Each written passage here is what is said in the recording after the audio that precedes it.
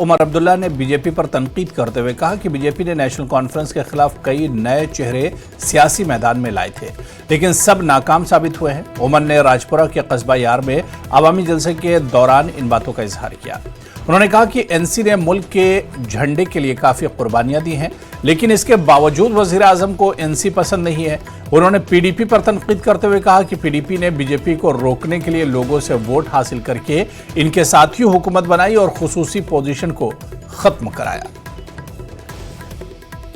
2019 के बाद कई ऐसे एक्सपेरिमेंट हुए, कई ऐसी नई पार्टियां बनी, लेकिन उनका हाल आपके सामने है। पिछले पार्लिमानी इलेक्शन में उनके उम्मीदवारों के तरफ से उनकी जमानतें जब्त हुई। इस बार भी वजीर आजम साहब कोशिश करेंगे, क्योंकि वो नेशनल कॉन्फ्रेंस को पसंद नहीं करते, लेकिन इंशाअल्लाह लोगों के तरफ से जो हमें प्यार और मोहब्बत का सबूत बार बार अपने जलसों में मिलता है, वजीर आजम साहब की बातें जो हैं वो सही साबित नहीं होंगी। उमर अब्दुल्ला ने आज यहाँ पर कस्बा यार पुलवामा में बड़ी अवामी रैली का खिताब करते हुए जो बीजेपी और पीडीपी को तनकीद का निशाना बनाते हुए कहा कि जो पीडीपी और बीजेपी का इत्तेहाद रहा है जम्मू कश्मीर में, उससे जम्मू कश्मीर की जो रियासत है उसको काफ़ी नुकसान पहुंचा है। वही उन्होंने कहा कि जो एनसी है, एनसी ने काफ़ी कुर्बानियां दी है, तब भी जो मुल्क के वजीर आज़म है वो हमेशा एनसी के मुखालिफ ही रहे।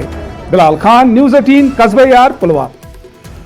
नेशनल कॉन्फ्रेंस के नायब सदर उमर अब्दुल्ला का कहना है कि इंजीनियर रशीद नेशनल कॉन्फ्रेंस को निशाना बना रहे हैं और हर कोई एनसी को ही निशाना बना रहा है।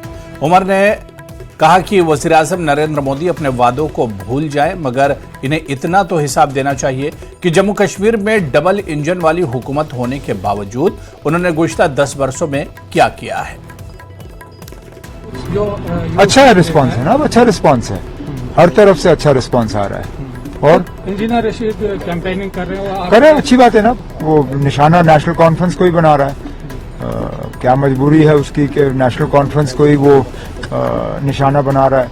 वो इस सवाल का जवाब वही दे सकता है। साथ में पीडीपी भी आपको निशाना बना रही है। आज हर कोई हमें निशाना बना रही है, चाहे वजीर आजम हो, मरकजी हुकूमत हो, बीजेपी हो, पीडीपी हो, एआईपी हो, सब जो है नेशनल कॉन्फ्रेंस को निशाना बना रहे हैं। तो पीएम ने काफी सारी डेवलपमेंट का वादा किया था ना। पहले तो वादा तो छोड़िए ना, पहले पिछले 10 साल का तो हिसाब किताब बराबर करें।